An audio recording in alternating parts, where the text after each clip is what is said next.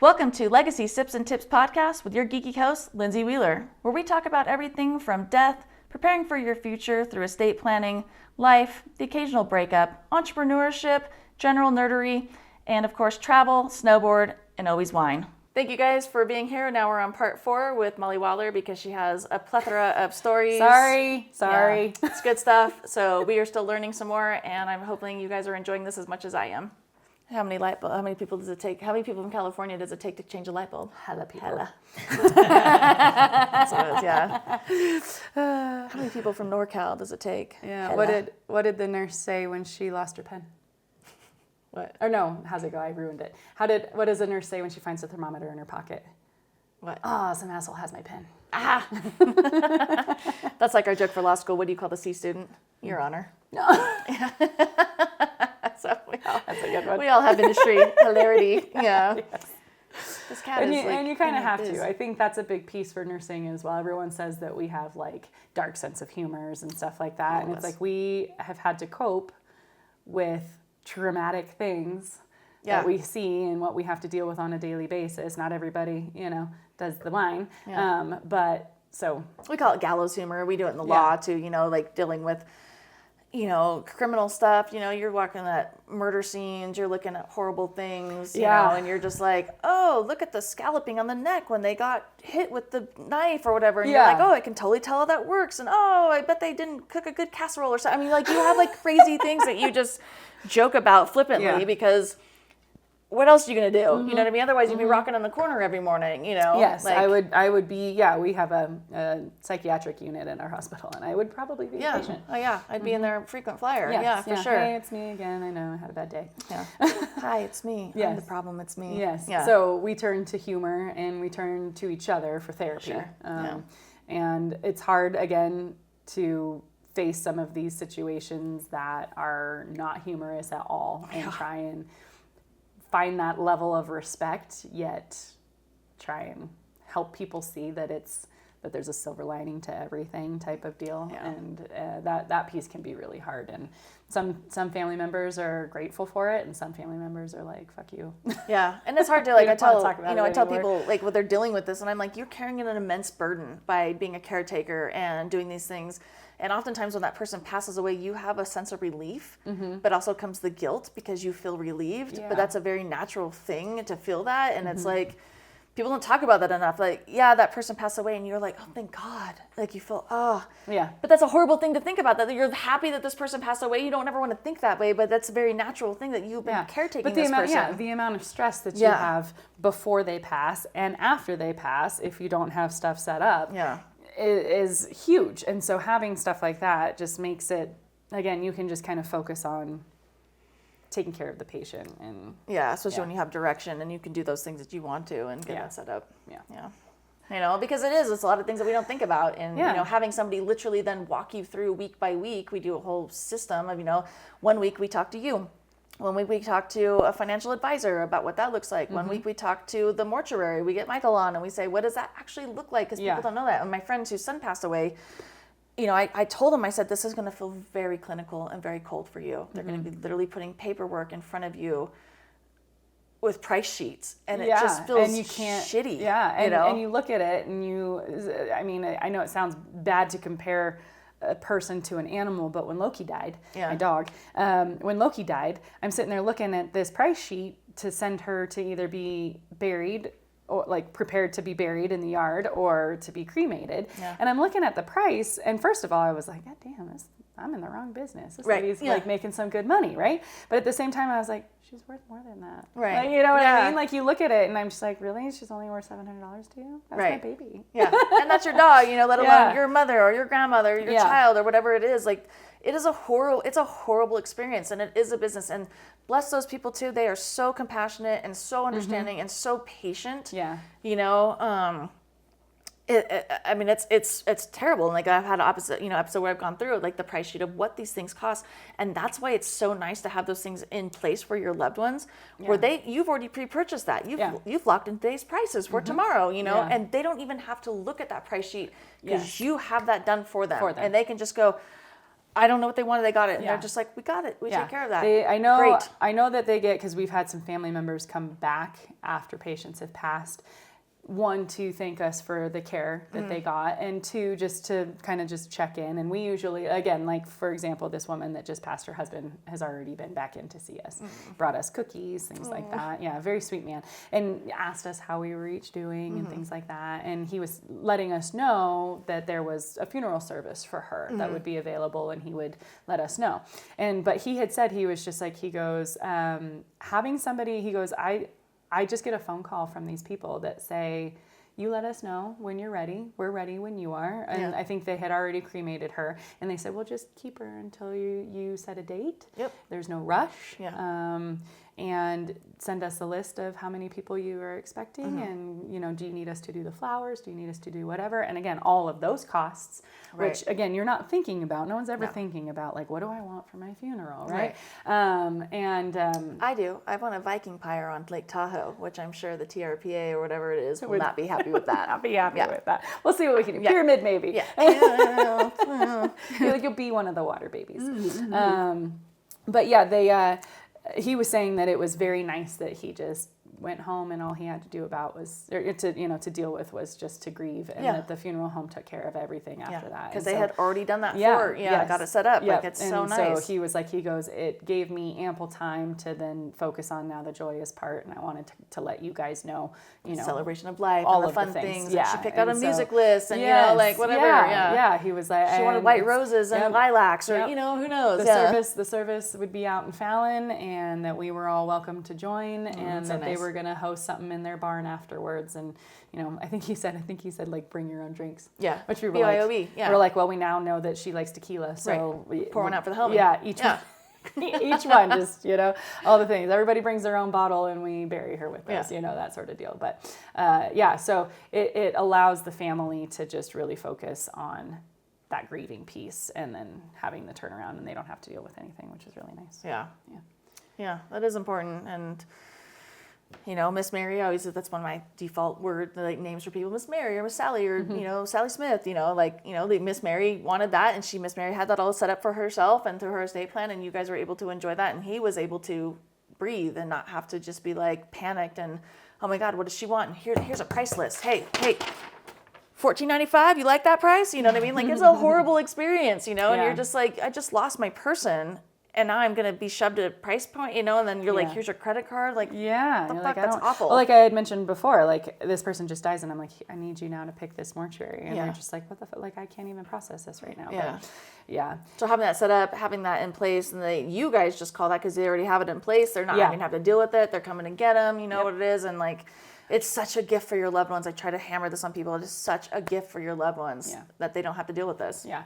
And to build on top of what that looks like for us is that, like, just because we have a patient that passes, it doesn't mean you don't have other patients to take care of. Right. So now we have to put on that face to walk into the room next door. After Miss Mary's just passed and taken you outside. Either way you look at it, whether or not it was a patient that coded and it was a miserable death versus somebody who just died and it was graceful and beautiful. Yeah. I now have to go in and, ask this next person what their pain level is, or tell them that I need to take their sutures out, or, something along those lines, and kind of gobble all of that up.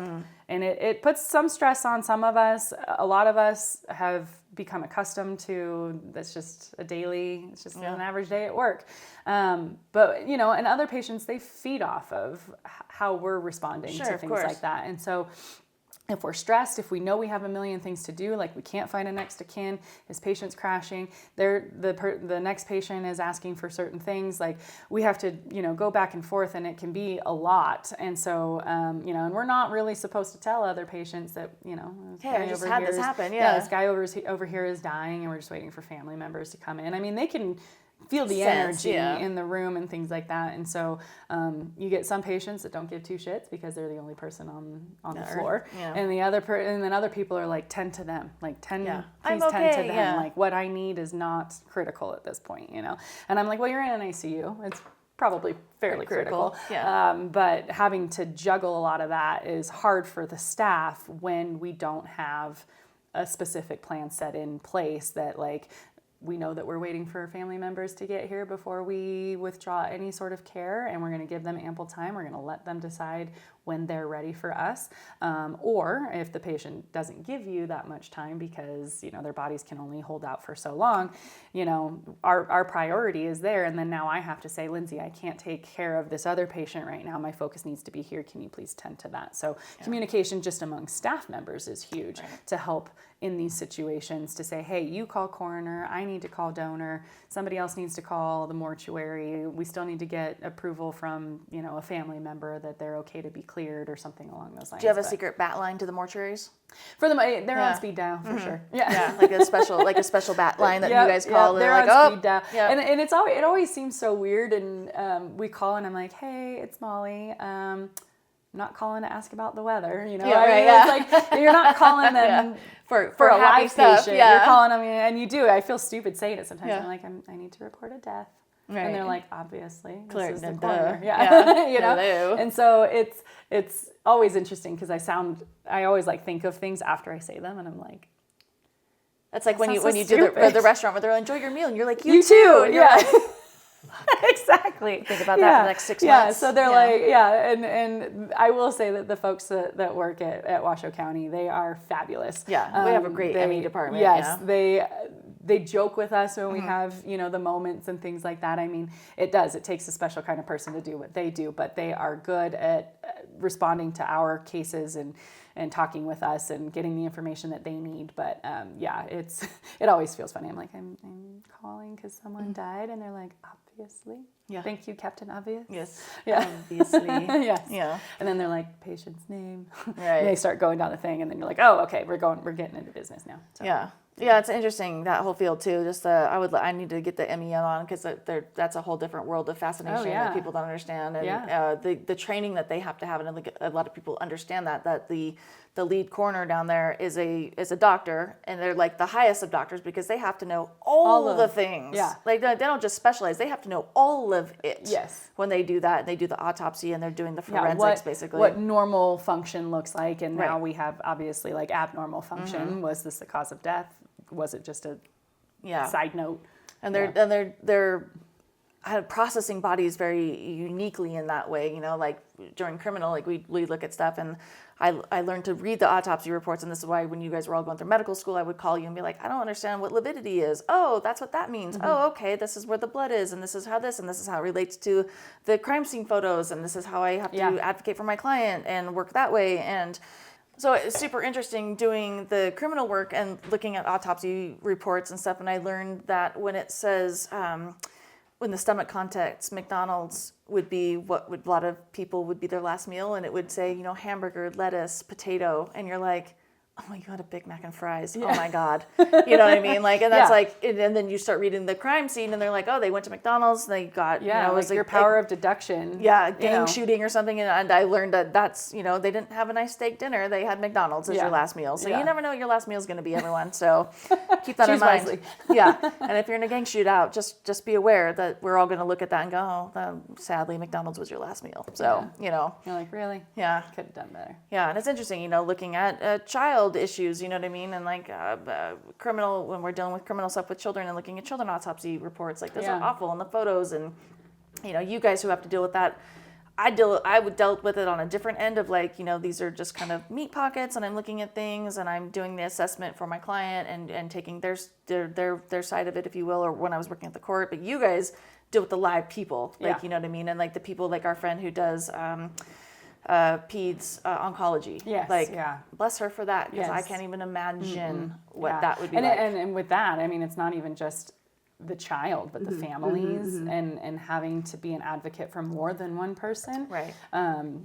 Is insanely difficult. I don't even know how they do that job, frankly. How do you even prepare a parent for their child being sick and passing? Like, that is, because there's no real estate plan for that, really, honestly. And ultimately, it's very unnatural. That is not a natural thing. You should never bury your child. Is it ever? There's not even a word for it. We see it. And it's hard. I mean, in fact, my mom the other day had told me, like, you're still a kid to me, despite the fact I'm almost 40. Right. And so, and we see that a lot too, where it's like these patients are dying in their 40s and their 50s, most often from poor choices, right. And things like that. But it's their mother that has to make the decision. And it is like, again, you kind of compare someone where their mother is in their 60s or 70s, their child is in their 40s or 50s, versus what our friend does, where these kids haven't even had a chance at life. And they're, 5 years old, 10 years old, and you have brutal. A mother who may have other small children in the home that has to make decisions and things like that. The hard part is that I don't ever want to discredit that this is still a mother making a decision on her child. But you feel like they've lived a longer life. They've lived a longer life, and they've coherently made choices that have brought them to where they are, resulted in some poor health, and that's a tough one. For example, we have a gentleman who has a lot of different things going on, and his mother is doing everything she can to hold on to him. He's in his 40s. He has lost his brother, so she's already lost a child. And this patient has lost his son. His son committed suicide at a very early age. Brutal. And that led him to start drinking extensively, to the point where he now has end-stage liver failure. And so she's lost another son, a grandson, and now her other son. On the brink of losing this son. And her husband is ailing and has poor health as well. This poor woman works every day. She works as a clerk, just as like a checkout gal, and sets up her husband so that she can go to work for a couple hours. Then she comes to the hospital to deal with her son, who's doing better, but ultimately I think he needs to have a liver transplant. And unfortunately, I don't know if he will make it to see those ends. Yeah. And so there were moments where we were already having the conversation of comfort care, right? And he kind of turned for the better. But now, like, again, you fix one thing. It's like, Rob and Paul to pay Peter type of deal. Like, you fix one ailment, but is it enough to really fix these chronic issues that he needs a liver transplant?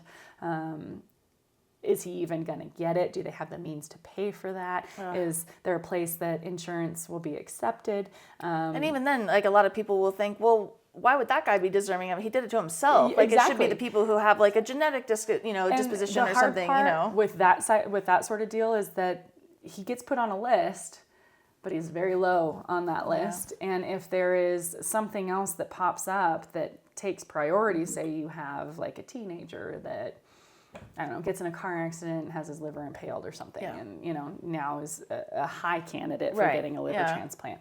This guy just is merit-based a little bit. Just gets kind of bumped back down to the bottom, and ultimately, I hate to say it, but he probably won't make it to see that because it just is the way that the system works. And I hate to say that there's not a whole lot that we can do to fix that. It's just the way the cookie crumbles. And so make good choices, people. Exactly. I mean, and do things in moderation and take control of your health and be accountable for your health. It's like, again, we see patients who smoked for 60 years and 2 packs a day every day for 60 years, and they don't get lung cancer. And then you have someone who's never smoked a day in their life that gets lung cancer, and they're like, why me? And there's really no rhyme or reason. Yeah.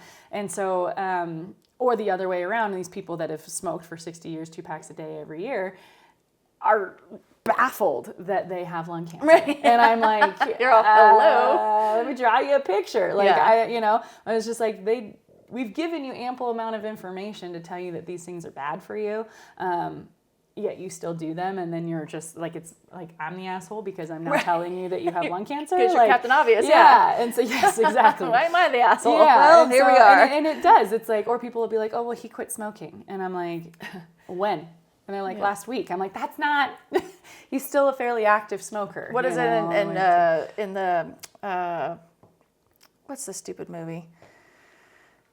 Pirates of the Caribbean. I was like, it was in Pirates of the Caribbean where he's just like, one good act does not absolve you of a life of wickedness. Yes, you're like, yeah. And I mean, you can't be a shitbag your whole life and then think, everything's going to be great for yourself. You kind of have to live a non-shitbag life, everyone. Yes. You know what I mean? Just be good people. It's really not that hard. Just don't be a shitbag. Get out and exercise for 30 minutes, drink some water, blows my mind. Yeah. But and that's the hard part, is that it's like, people who don't take control of their health are the ones that are more likely to be upset when they find out that they've got something wrong with them. What do you mean? Yeah. Oh, well, that's your fault. In clinic, I'm working right now, and we get these patients that come in for diabetes. We throw all these meds at them. All you have to do is take them. Right. They don't. Their diabetes progresses. Now we have to move you from pills to insulin. We had a guy lose his marbles over that because he thought that we were mismanaging his diabetes. And continues to eat like garbage. I was like, did you do any of the dietary modifications we asked you? No. Did you take any of the medications that we asked you to? No. Do you exercise regularly? No. Do you drink enough water? No. Okay. Well, here we are. Yeah. But it's still your fault. But it's your fault. Yeah, it's a lack of personal responsibility. Yeah. And so, and me wanting to be me is like, you gotta be fucking kidding me. Right. And these patients are just like, fix it. Yeah. I'm like, we're not to that level of technology or science yet. Right? I hope one day we are, but unfortunately, in my opinion, fixing it would be to put pillow over your face. Right. Like, I don't know how else to help you with that. I was like, so sign here. Like, we can only help you so much. Yeah, we joke around sometimes. It's probably quite morbid, but the reality of it is quite clear, is that we get these patients that come in and they're very sick based off of life choices that they've made, and then they don't want our help. Right. And they want to continue to live the life they want to live. Now, I'm happy to allow you to do that, but you're exhausting our resources. You're costing money, you know, as far as like, are you even going to pay your bill? Probably not. Do you even have insurance? Probably not. And so, my option, there's a SpongeBob like meme. I don't know if you've seen it. And it's literally like him pointing to a coffin that just says, okay, get in. Yeah. You know what I mean? Like we tell you these are the things that are wrong. We give you these options as ways to fix that and rehabilitate that. And you tell us to go fuck ourselves. The coffin is the next best thing, buddy. Like, I don't know what else to tell you. Right. And so, or the joke is like the door's right there. Yeah. So it's hard to convince patients to want to be proactive in their health. Again, society wants that instant gratification of the Amazon a quick lifestyle. fix. It's immediately here. We're priming our lives. Yes. Yeah. And, patients want, give me a pill for it. I mean, we're in the Ozempic, thing that sparks a whole other conversation. If you want to do a podcast on that, I'm happy to help. But, and where we are with weight and things like that, but patients just don't want to be accountable for the choices that they make. And then when shit hits the fan, it's always somebody else's fault. Right. And I think that's kind of human nature. It's like we don't want to take that personal responsibility, and people who do are very rare, I think, because it doesn't feel comfortable to be like, oh, hey, it's me, I'm the problem, it's me. Yeah. At tea time, Yeah. we discuss this, Thanks, thanks Taylor. But it is a good example, and I like that she did that song, frankly, because it is like, hey, you might be the asshole. I'm that way. Do I ever say sorry? No. Let's have my boyfriend on next, and he'll be like, that bitch, But it's like, we got to take that responsibility of like, why don't my pants fit? Oh, because I've been eating like absolute garbage for the last 6 months. Why do I don't have energy? Why do I feel like crap? Well, I'm not taking care of myself. I am an organism. I am a machine. That machine wants to be fed well. It wants to have the good gasoline. It wants to have the good lubrication. It wants to have, revving and driving around quickly. You know what I mean? It needs that exercise. We are machines. And I think people in our sedentary lifestyle and our quick fixes and frankly, our decadence, to be honest. Yeah. I mean, I can sit here and drink wine. I know. And I can go, that what is the meme? It's like, as an adult, I can eat cake for breakfast. Yeah, with zero judgment. The bad thing is I'm an adult and I can eat cake for breakfast because no one's overseeing me. I don't have a parent being like, maybe that's not the best life choice. Yes. You know what I mean? And so like having that responsibility is difficult and it is hard. And do I want that quick fix when I'm working or whatever? Do I want that bowl of chips? Yes, I do. Is it bad for me? And my cholesterol's going up and the doctor's like, bitch, what are you doing? Get your shit together. You know what I mean? Like, okay, my bad. Yeah. Taking that. But a lot of people don't. And then it's somehow our medical professional's fault. And it's like, you're in the hospital because of your 30 years of bad life choices. And we've been trying to tell you for the last 30 years to get your shit together. And the fact that you're not, I'm coffin. I'm happy to let people live the life they want to live. Great. Right. I'm not going to tell you otherwise. But then don't be surprised when there are consequences for your actions that have led you up to this point, and now I can't fix. This is beyond being fixed. And so, or any other doctor or anything. Yes, and that sometimes, not even necessarily for the patient, but even for the family member, sometimes is a difficult thing for them to like take on. I had a patient probably 2 months ago or something like that, came in, had a massive heart attack.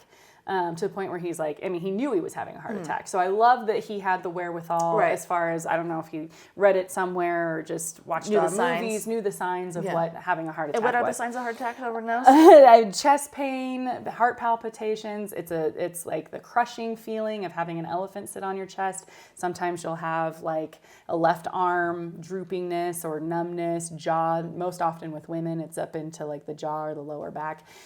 Sweating, right? Yeah, sweating. Profusely you feel sweating. Dizzy. Yeah, you lose all the color in your face, and often you're short of breath.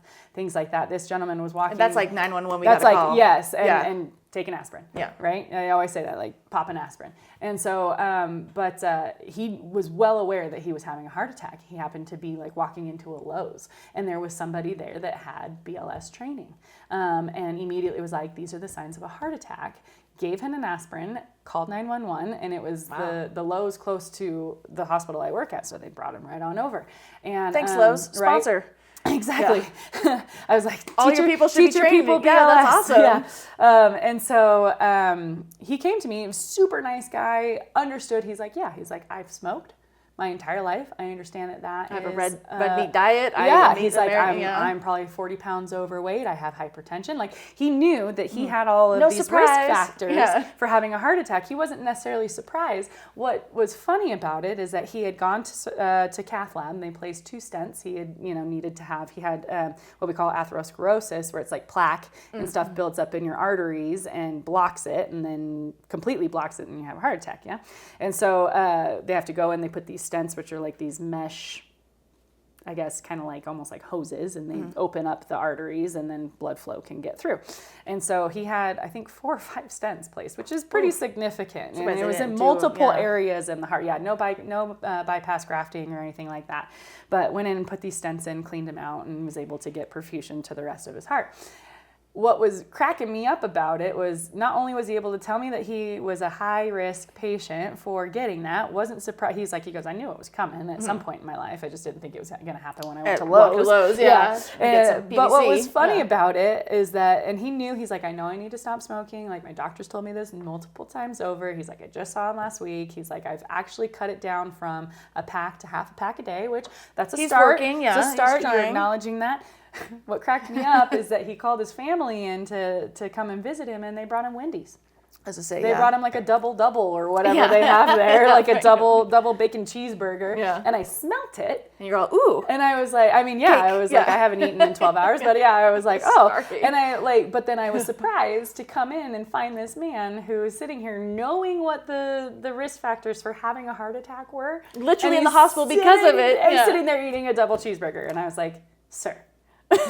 Pardon. I'm like, I would say you've been through some shit and you've earned a little treat, but maybe just the milkshake. Maybe we don't have like the super extra large fries and the double bacon cheeseburger. And he was like, and then that piece was like kind of a surprise to him. He's like, oh, I shouldn't eat cheeseburgers. Shouldn't you like shit? Oh yeah. I was like, okay. So then, and a lot of what nurses do is education. We can't expect everyone to know everything. And so it's our job before you leave is to talk to you about what happens if you don't get better, what you should do.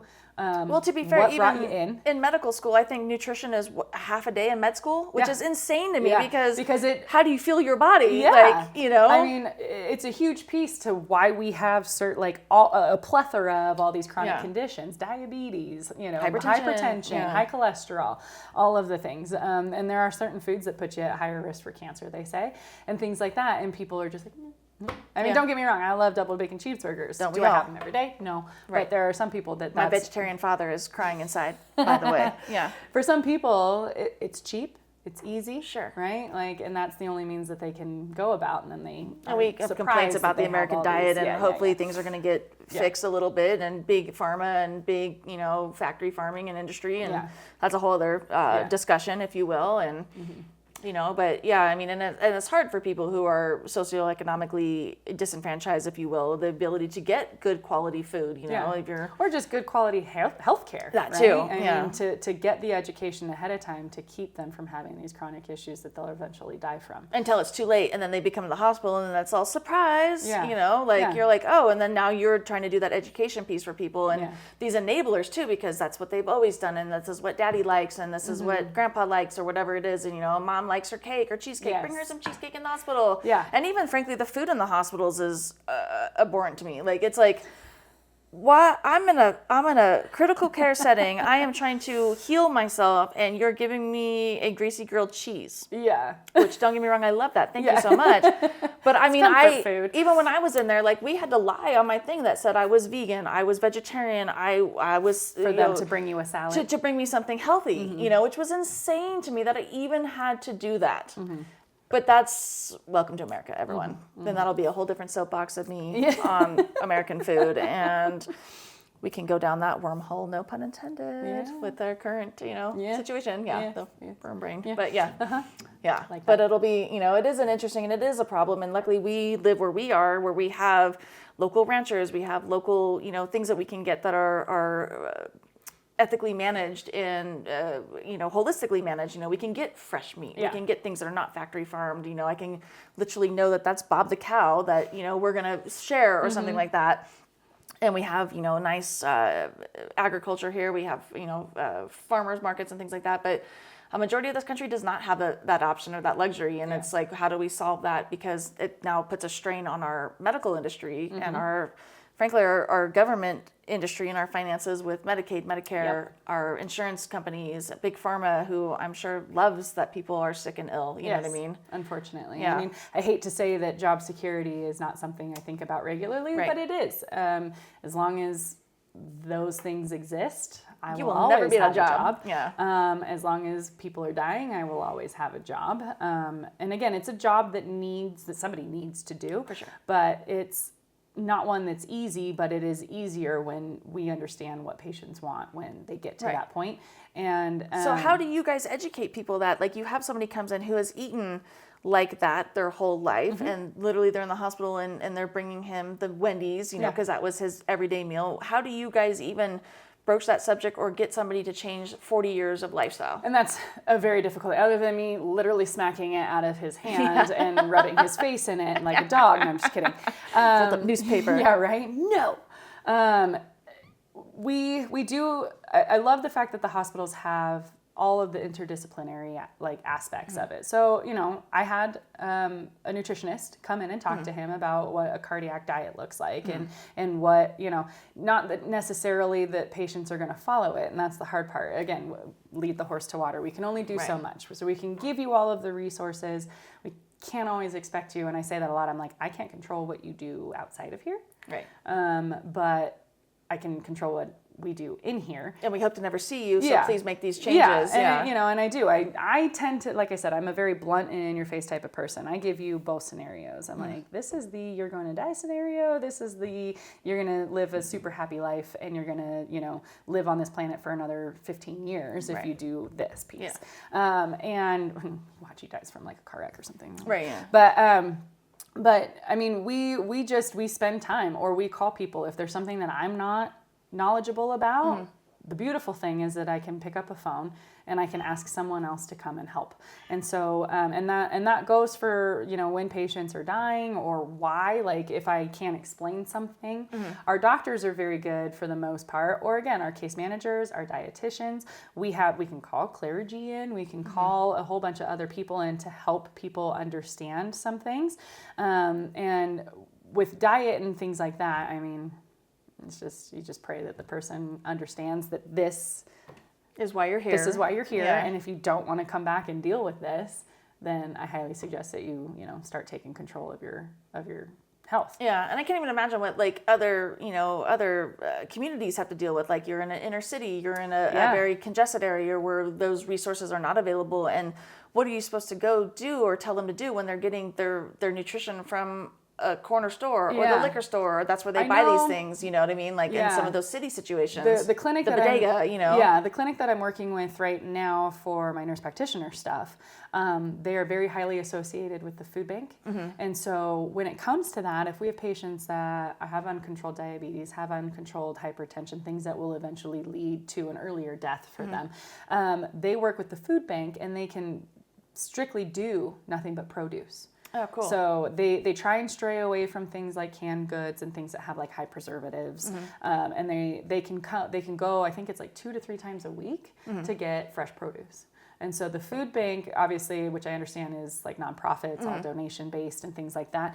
And so, support your local food bank. Yeah. But they work with these patients. And so we give them paperwork that specifies that they meet the needs to receive that kind of food rather than, which I hate to say, that like they take more priority for those types of food choices versus other patients depending on what their clinical needs are. So, diabetics and things like that, where we highly recommend like fresh fruits and vegetables and things, whole grain foods, things without processed meats or cheeses and things like that.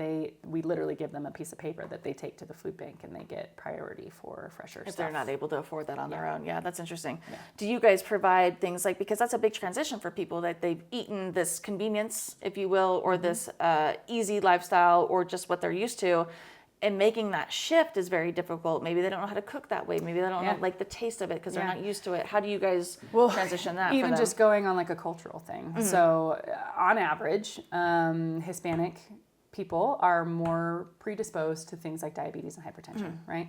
So trying to tell someone of Hispanic culture that they can't eat what their culture has set for them, tortillas made with lard, refried beans, things like that. There are vegetables in their culture, but salads, not a typical Hispanic food.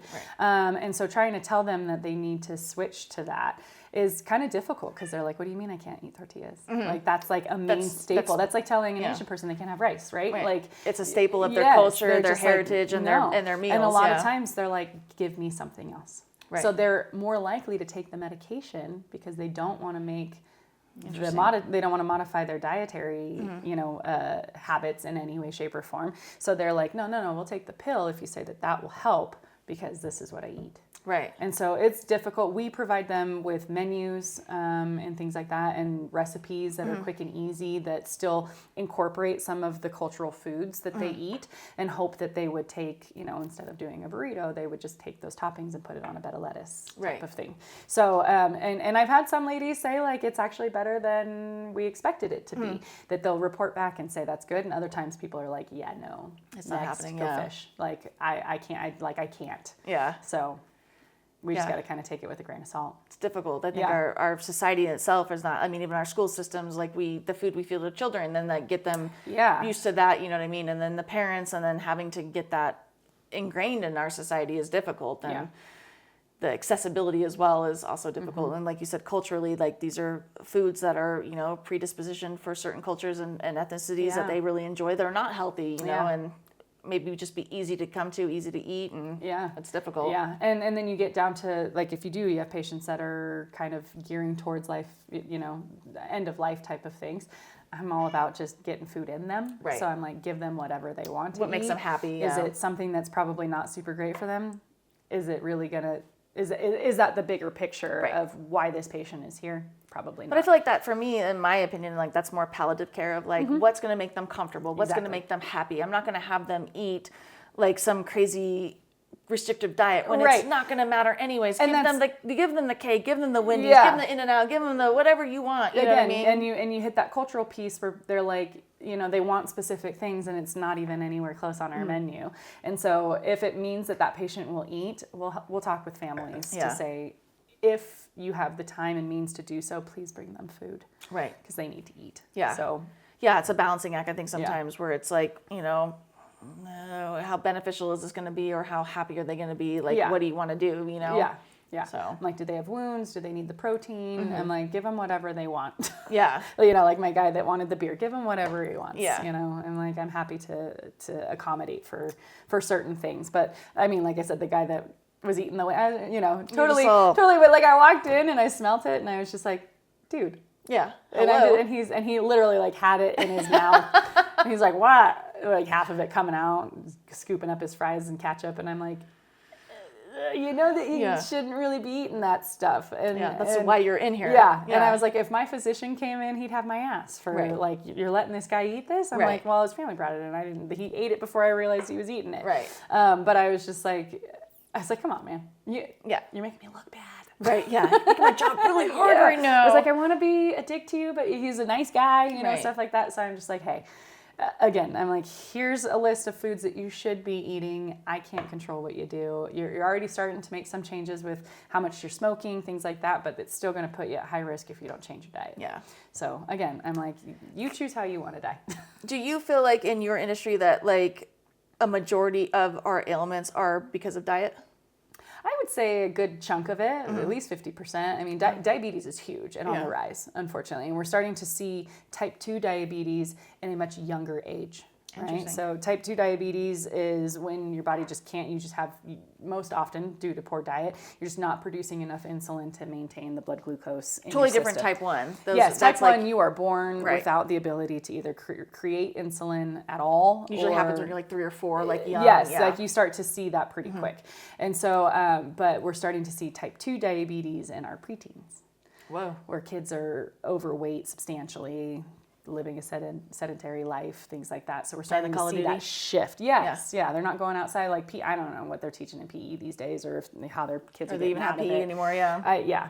But diet is huge, and between diabetes, high cholesterol, hypertension, cancer, thyroid issues, menopause for women, just a lot of different things are affected by what you eat. Like it's hard though, because it's like food tastes so good, right? Right. And I don't want to dissuade anyone from enjoying if they're a foodie or something along those lines, but obviously moderation is the big piece here, and then just education about what it looks like when you overindulge and things like that. I mean, a lot of people don't think about alcohol having extra calories. Right. Coffee, Starbucks is, their stocks are going up as diabetes goes up, all of the things. And so there's a lot of hidden calories and things that people don't really ever think about. Those energy drinks and shit, like that's so bad for you. Don't drink energy drinks. It's like the people who do like the Red Bull and vodka. I was like, do you just want your heart to explode? Yeah, you got up and down and what's happening. Yeah. And Yes, I was like, your hangovers are terrible, but have we done it? Yes. Oh, that's my phone. I'm like, what's that? But anyway, diet is a huge piece, and I think that it's, again, a lot of education and starting our kids out earlier and doing a balance of sometimes we're going to have, I don't even want to say cheat days. Some days it's okay to have pizza. Some days it's okay to have a hamburger, but exercise is a big piece. Water intake, the number of people who don't drink water.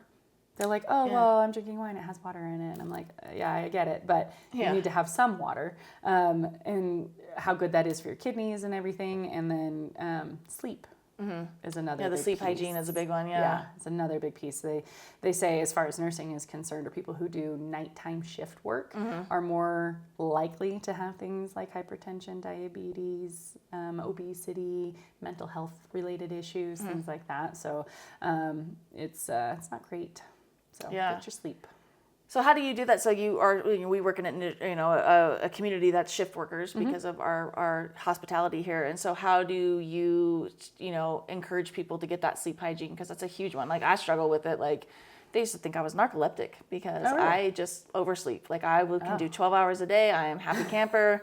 I need a good 9 hours. Like I love my sleep. But I'm constantly tired. And they're just like, what is wrong with you? But and then I have other friends who, like my boyfriend, who's insomniac. Like he is lucky to get 4 or 5 hours, and it's functional-ish. Functional-ish.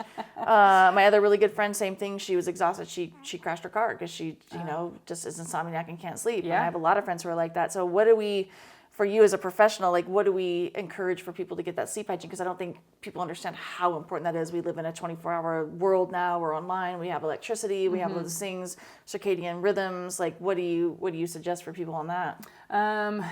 Straying away from anything with a blue light is huge, right? They say no cell phone use, and I'm guilty of it. I have a Kindle. Yeah. So I'm reading, which is, good for kind of shifting your brain away from all of the anxieties and things that you have in your personal life to kind of put you in a different mindset. But I'm reading it on a Kindle. So the blue light's not great for that piece. But they say like no TV, no cell phones, no anything with a blue light.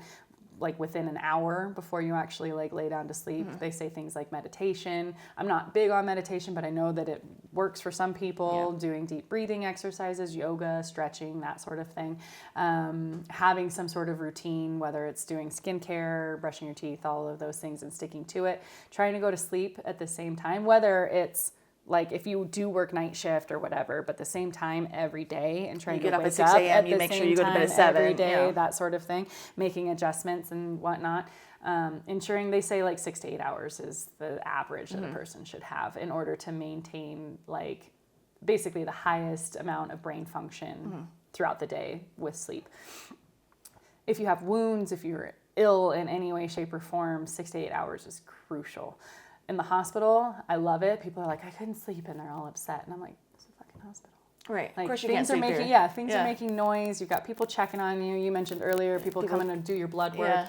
We call them the vampires. They come at like 4 in the morning. You know, nobody wants to get fucking woken up at 4 in the morning. Especially when they're getting poked. And then you're like awake, you know. And so it's just like, and then we come on at 6:30, and then we're waking you up coming in. And I have a thing where I'm like, if the person's sleeping, let them sleep. I'll assess them when they're awake. If they're sleeping and their vitals are fine, they're fine. Don't bother them. Let them rest. And close the doors. Give like nice quiet rooms. I have a friend who she has to sleep with the TV on. Sorry. When we travel together, I want to wring her neck sometimes because I don't. I need my room quiet and dark and free of any sort of stimulation. And it's just, it blows my mind sometimes that people sleep differently. But another piece as far as sleep is concerned is you're seeing a lot of people with sleep apnea, right? So, and that comes to play in with weight and some other ailments and things like that. And so people aren't getting adequate sleep because they have this issue where they're not getting adequate oxygenation to their brain. And then they're waking up and they're like, why am I so lethargic? Probably because you have obstructive sleep can't apnea. breathe. So sleeping up on pillows, having extra pillows behind your back, and really keeping your airway open and things like that help. But some people need CPAPs and do sleep studies and things like that. Insomnia is hard, like you said, because we are so addicted to our devices, and it's easy for us to get lost in time. I can't tell you, I could sit and watch TikTok for hours. Oh yeah, we doom scroll all day long. You get pulled into this rabbit hole, and then I'm like, oh fuck, 4 hours just went by and I've done absolutely nothing. My watch is telling me, oh, you need to get your fat ass up and go for a walk. And so put the phone down, and you get your screen time, reports at the end of the week, and you're mine just is awful, by the way. Everyone's so dependent on their devices, and it's hard not to do that. But sleep plays a huge role in trying to get away from that. But because when we sleep as a medical professional, that, like, I guess sleep is where we restore. Is that right? Is that where we heal? And that's so your body basically goes, it shuts down. And so it focuses on metabolizing what needs to be metabolized to the vital organs. Again, like if you do a workout one day, right? And the next day you're going to be sore, getting up and stretching and things like that. And then over the course of the days, that soreness goes away because as we sleep, we metabolize all of the lactic acid and things like that in those muscles, and then you start to feel a little bit better, right? Stretching is the bigger piece to that. But yes, sleep helps restore your brain, and then they do the REM versus non-REM sleep cycles and things like that, and really what that does for you. But on average, people aren't getting enough sleep. Most of it has to do with just how busy we are and how addicted we are to our devices. That's super interesting. So you in the hospital seeing this, you see people coming in and like still. I mean, when you come on shift or you have your peers coming in and they're on shift at like 3 a.m. and people are like on their phone in the hospital and you're like, bro, you're sick. Like, go to bed. You know what I mean? And in my opinion, I'm like, if you're well enough to be on your phone. At 3 a.m. You're usually not critical, that sort of thing. But at the same time, we're just so attached to all of the things. And then again, people are like, oh, I'm in the hospital. I have all these things going on outside of the hospital that I now have to try and it's like, put that away, focus on getting better, heal you, and the rest of this will get taken care of. So. Frankly, myself, when I was in the hospital, I had that thing where I'm like, I wanted to see people. And so I was like, no, don't give me that medication because it makes me sleepy. Yeah, and this person's coming to see me. Right, and I want to see them and I want to engage and I want to be here, regardless of how I feel. And then we've had a friend recently who's been in the hospital, and when I saw her, she was very hesitant to have that more heavy medication that would make her sleep because she's the captain of the household, if you will. Yes. And so it was back to school time, and she's having to coordinate Organize. her children and making sure they're all ready, and they got the school stuff, and then she's in the hospital for this. And I'm like, no. And she would tell the nurse, like, she's like, no, I don't, and she's very accommodating on top of it. So she's like, no, don't bother with that. I don't need that. And I had to finally stop her and went, being the bitch I am as well. And I'm like, no, like as a, you know, and I don't want to be rough with her, but I was like, you need to rest. You were in the hospital. Yeah. We can handle this. If I need to go get your kids school clothes, we're going to go down to the store and I'm going to get your kids some school clothes. Like somebody else will handle that for you. Yeah. Your job right now is to get healthy, to get well, to rest, to have that sleep. And then after me kind of like talking with her a little, reasoning with her, she was like, okay, I will take that medication. I am in pain. I need to sleep. And thank God she finally took that and, you know, is shifted her mindset a little bit where I'm like, you need to release that. And do you find that with your patients that they have like maybe control issues where they feel like they have to handle these things? Yeah. And we always ask, is there somebody else that can help you with that right now? Like, and again, I get you're stuck in a bed. Right. And especially in the ICU, you're attached to a million things. You feel like your control just goes and right out the door. And so usually there's a family member or a spouse that can typically help with those things. Other times people rely on neighbors, friends to handle stuff. Sometimes we'll get phone calls, like if it's a patient that's sedated and can't speak for themselves at the moment. We'll get family or neighbors that will call us and say, like, we're taking care of these things. We just need to know, are they doing okay? That sort of thing. But I have no problem really harping on the patient's need to rest. We get these patients that are super sick and families are like in their faces, like doing all this, and I'm like, you're just adding more stress to this person, which is going to prolong their healing, and frankly, it's driving me nuts. So I'm gonna have to ask you to leave. And is that, it's like choke, is that why hospitals have actual set visiting hours so they actually have time to rest and restore? Yes, they've initiated that since COVID, and as we started to lift stuff outside of COVID, they did that to decrease the number of patients, like people that are coming in contact with patients. But rest is a huge piece to that, and it allows us as staff. It's exhausting, like day shift versus night shift. Day shift doesn't have to deal with meals. They don't have to deal with family members because the visitation hours where I work are from 9 a.m. to 8 p.m. Night shift starts at 7. So they only have to deal with family members for an hour and then they kick them out. And then they have their whole shift that they don't have to deal with extra people. Right? Day shift, you have to deal with feeding this person for 3 times a day, therapy, people calling constantly. Any sort of rehabilitation, and then all of the family members. And the thing that I struggle with the most is that, like, again, if you have a power of attorney, someone that is listed as someone that can help speak for you, that should be the only person that I need to talk to. Right? Yeah. You, as that person taking on that role of a power of attorney, should then therefore be the person that disperses that information that I've given you to those who you feel are privy to it. The hard part is that doesn't always happen, or people maybe don't know that that's their role. I will say that's one piece on a medical standpoint that drives me nuts, is that I'll talk to the person's spouse listed as their power of attorney. Then I get a phone call from a sister. Then I get a phone call from a son. Then I get a phone call from a cousin. Then I get a phone call from over here. I'm spending more time as the person, as their direct caregiver, on the phone talking to all of these people saying the same thing over and over again, that it's now taking me away from the bedside to care for this patient. Right. That is a huge piece, and I don't know if that's something that you guys discuss about what is the role of a power of attorney, other than you making these decisions, but it is helpful for them to know coming into it that it's beneficial for them to be the one person that staff talk to, and then they disperse the information. And I have no problem telling people, like, hey, you need to call their husband, because I've already spoken to him today. He's already spoken to the doctor. He can give you the information that you need. My time needs to be spent at the bedside.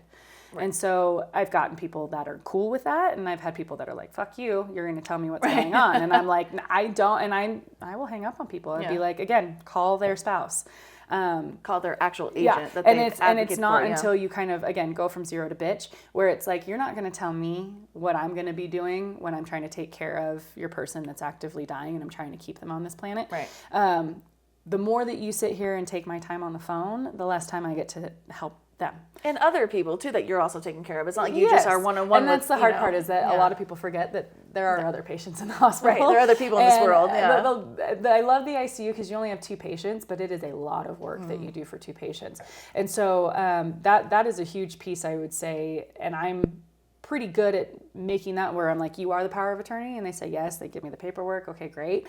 And I said, so you are the only person I'm going to be giving information to. If there's anyone else, I will give you one other person that you will allow me to give information to. If they call, I'm just going to tell them to call you. Yeah.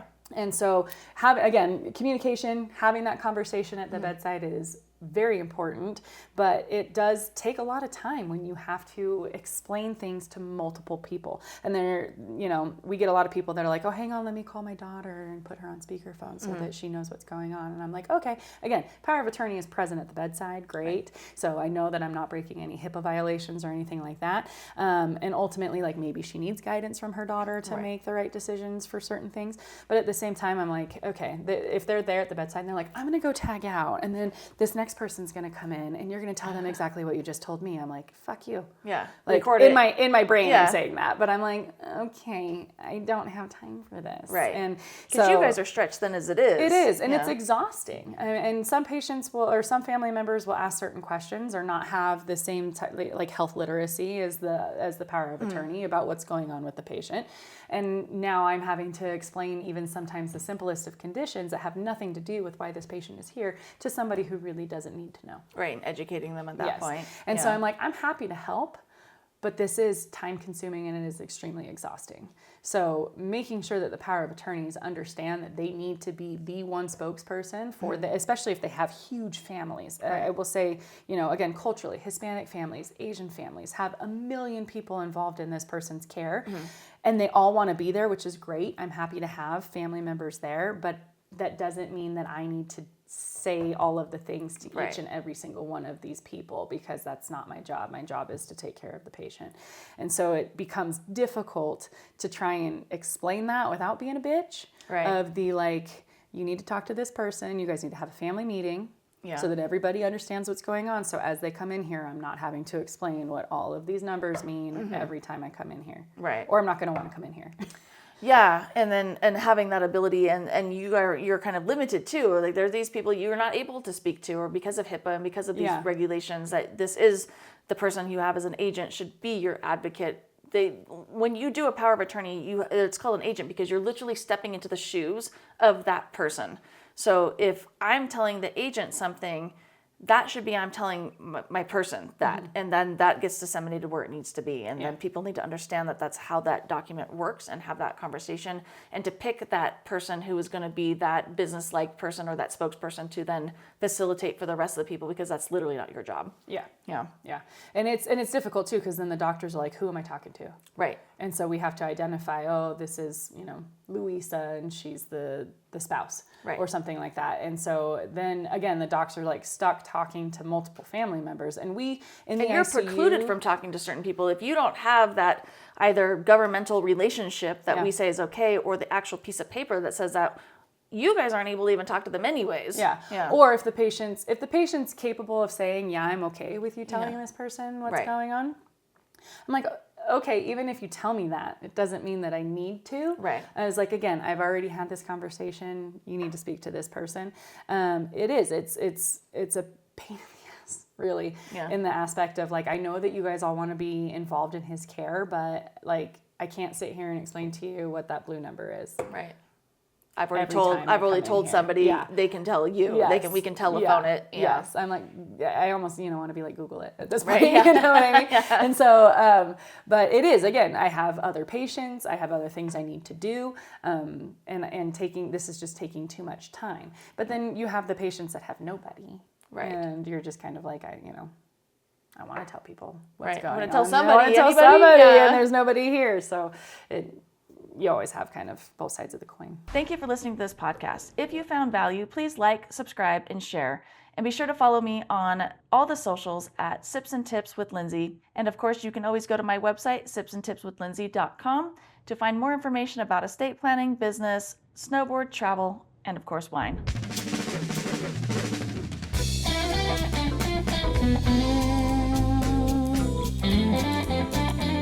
as always, we have to get the legal stuff out of the way. I went to law school, so you don't have to. However, we have to read the special disclaimer that I am not a practicing attorney. I am not your attorney. I am not offering any legal advice in any content or any episode.